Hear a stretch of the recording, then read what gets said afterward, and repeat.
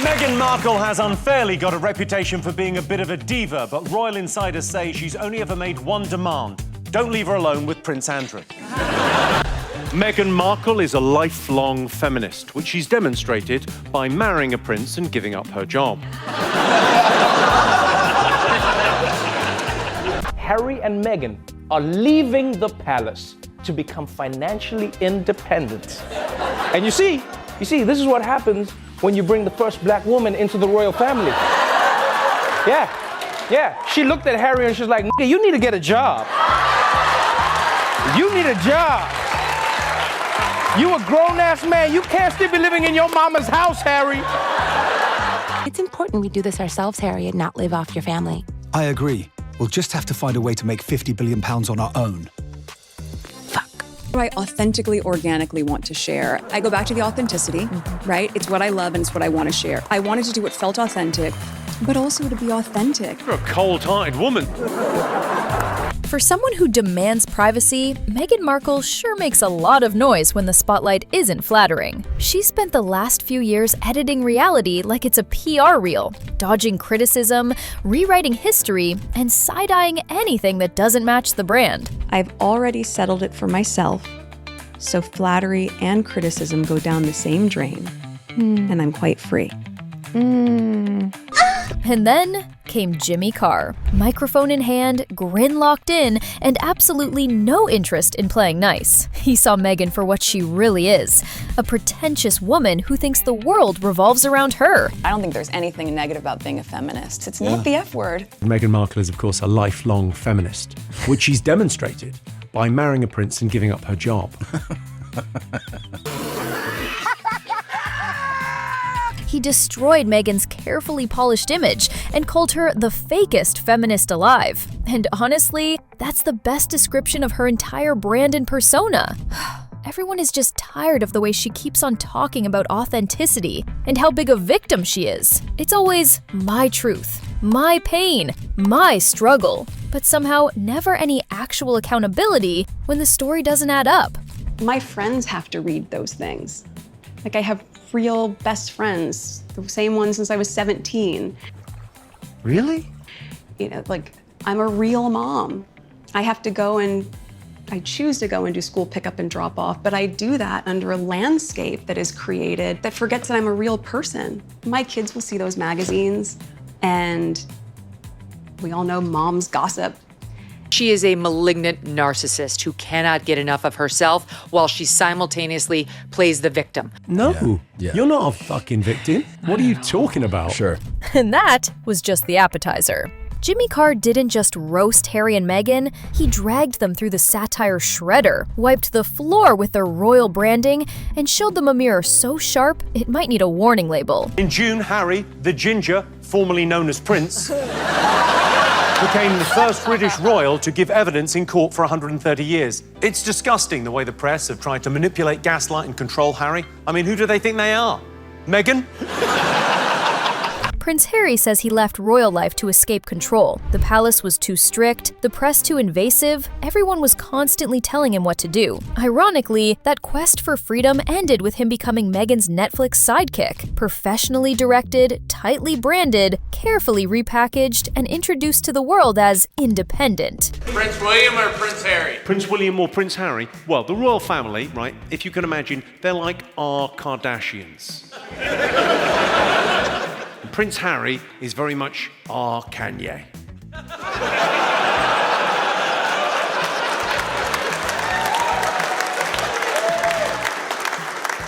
He occasionally dresses as a Nazi, and he fucked up. He didn't escape control, he just swapped castles. Now, instead of Buckingham, it's Montecito, with a ring light, a rebrand, and a podcast and jam producer named Meghan Markle. And the biggest irony of all, he still hasn't stopped whining about his past royal life. I think Harry's a fucking twat. I think he's a fucking twat. He's a whining, whinging, complaining, woe is me, I'm the only one that's ever had mental problems. At some point, this stops being a tragic backstory and starts sounding like a broken record. Prince Harry keeps presenting himself as a man uniquely burdened by hardship, as if struggle was invented for him personally. Everyone has problems. You're not special, Harry. Everybody's fucking life is hard. Yeah, you were true. the prince of a goddamn country who dressed up as a fucking Nazi, and now you're trying to come back as the Pope? Kelly Osbourne made her point, but let's get back to the main one. Because Jimmy Carr had plenty to say about Harry and Meghan. Meghan Markle was there, who's a huge celebrity. Yeah, you guys love suits. Specifically, Prince Harry loves suits. Yeah. He used it like Tinder. And then there's Meghan Markle, a woman who insists she wants nothing more than peace and privacy, right before starring in a Netflix documentary, doing back-to-back podcasts and red carpets explaining why she wants privacy. It's like announcing you hate attention while checking your reflection in every window. The math just isn't mathing. Rob, what do you think of Meghan Markle? Do you like her? Well, it's not gone smoothly, has it? Let's be honest, I think it'd be easier to leave ISIS than the royal family. I think that jihadi bride looks less stressed than Meghan. Do you think the jihadi bride's looking at it going, fucking hell, she's having a rough ride? Dark humor? Definitely. Uncomfortable? For some people, sure. But that's the kind of tantrum Meghan Markle throws. Even a jihadi bride would look at her and think, yeah, I'm actually in a better place. The joke writes itself. And that's why this bit works so well. It just slices right through the whole poor me image and treats the entire thing for what it really is. An endless drama series that never stops. And Jimmy made it even clearer. Meghan didn't just marry into the royal family, she broke it apart. How she manipulated Prince Harry and how he was pulled away from friends, family, and tradition, leaving the monarchy looking less like an institution and more like a messy reality show. What do Mark Zuckerberg, Wallace Simpson, and Adolf Hitler all have in common? Who's the lady in the middle? What, Wallace Simpson? She's a divorced American lady and she calls the king to abdicate because he wanted to be with her. Do you remember? So she's like vintage Meghan, old school Meghan. Yeah, she's American. That's a great way to describe Wallace Simpson. She's the original Meghan Markle. Okay. When Jimmy Carr compared Meghan Markle to Wallace Simpson, it wasn't just a joke. It was a reality check. Wallace Simpson was the American divorcee whose relationship with King Edward VIII literally made him give up the throne back in the 1930s. Now listen, I'm not anti-love. If someone wants to throw away a crown for the person they love, that's their choice. With Meghan, it never really felt like love was the end goal. It felt more like the entry point. Like, once she was in the royal family, everything else started lining up a little too neatly. The royal exit happens, boom! Massive Oprah interview, then a Spotify deal, then Netflix comes along with a huge contract.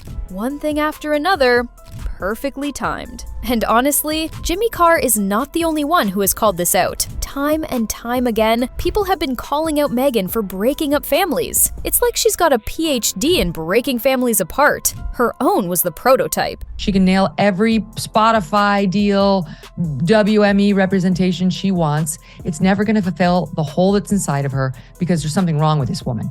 She dumped her family. Her dad is dying. She won't speak to him. She's ruined another family. It happens to be the royal one. And now they're going to have to sit with the consequences of their own behavior, which is misery. At some point, it stopped feeling like two people trying to escape the spotlight and started feeling like the spotlight was the whole plan. The royal story wasn't being left behind. It was being repackaged, stretched out, and sold as content. Jimmy even called out Harry and Meghan for spending taxpayer money the way you spend someone else's Netflix account. Zero guilt, zero awareness, just vibes. Harry and Meghan say they'd now like to split their time between spending your money in the UK and spending your money in Canada. And this, what the whole internet had to say about this. Oh, no, please don't send them here. We don't need them here. Keep them in the States, eh? We're not keeping them in the USA, bro. We never wanted them.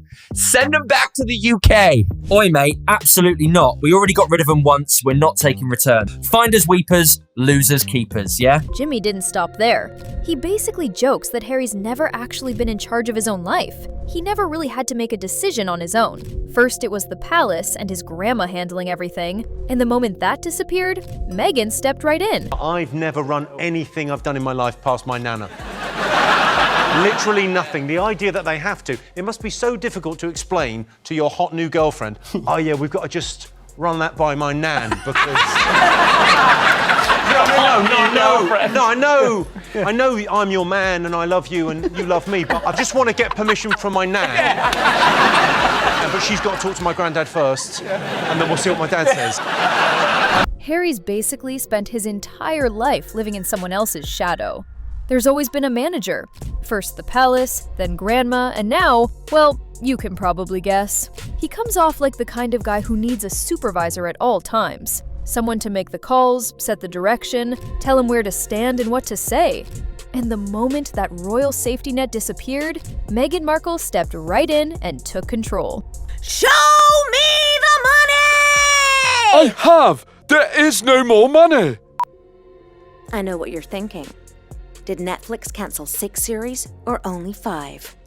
You gotta ask yourself one question. Do I feel lucky? Well, do ya? Punk? Yeah, so lucky, very grateful. I'm batting well above my average. Please stop pointing the gun at me. He's not the Messiah! He's a very naughty boy! You're so funny, Megs. What do you mean I'm funny? I'm funny how? I mean funny like I'm a clown? I amuse you? I make you laugh? I'm here to fucking amuse you? What do you mean funny? Funny how? How am I funny? Oh, you nearly had me there, Megs. Great bants. No! I'm serious, H! How am I funny? Jokes aside for a moment, because this part actually matters. The backlash against Harry and Meghan isn't about cruelty or hate, it's about credibility. They've turned deeply personal struggles into a brand, repeated across interviews, documentaries, books, and deals worth millions. Millions of people deal with family drama, mental health issues, and media pressure without private jets, security teams, or Netflix writing them a check. But when Harry talks, you'd think suffering was a limited edition experience invented just for him. And Meghan? She never takes criticism head on. Every mistake gets reframed. Every story gets redirected. And somehow, she's never at fault. Everything becomes story and Netflix content for her. Well, that got a little too serious. And that's why, to lighten up the mood, we will play a quiz game with Jimmy Carr. And I will be answering the questions. Question number 1. In January, Prince Harry and Meghan Markle announced plans to step back from royal duties and move to America. A term was coined to sum up the event and added to the Collins English Dictionary. What was it?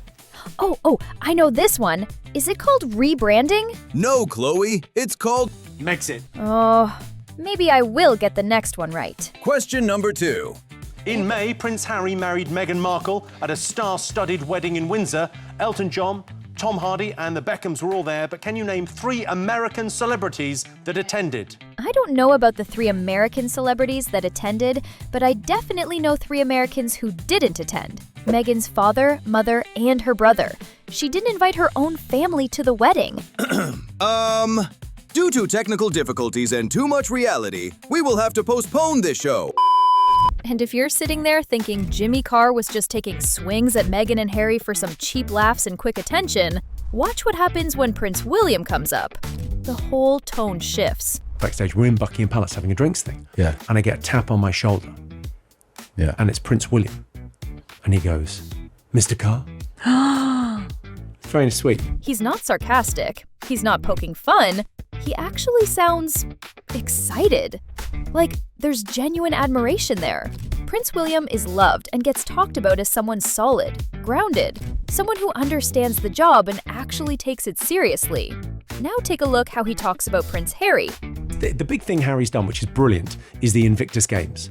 Invictus is from the Latin, not a victim. Ooh, I like that. And it strikes me that the card he's playing is, yes. I'm a victim. Oh, and you go, right. Yeah. no, Yeah. You're not a fucking victim. What are you talking about? Sure.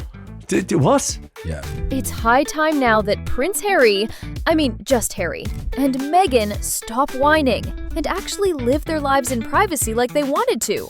They asked for it, moved countries for it, made a Netflix doc about it, launched a podcast series to explain it, and now they're mad that people are paying attention. At this point, Meghan and Harry aren't escaping the spotlight. They're scheduling it. And the world is calling out their fake victim act. Like, what's this girl, Meghan Markle? Seemed like a nice lady. just complaining. I was like, didn't she hit the light skin lottery? Hit the fucking light skin lottery and still going on complaining. Acting all dumb like she don't know nothing. Going on Oprah, I didn't know. I had no idea how racist they were. It's the royal family. Drop a comment if you're tired of the royal rebrand. Hit like if you enjoyed Jimmy Carr's jab. Because, let's be honest, someone had to say it. And don't forget to subscribe. This circus isn't packing up anytime soon.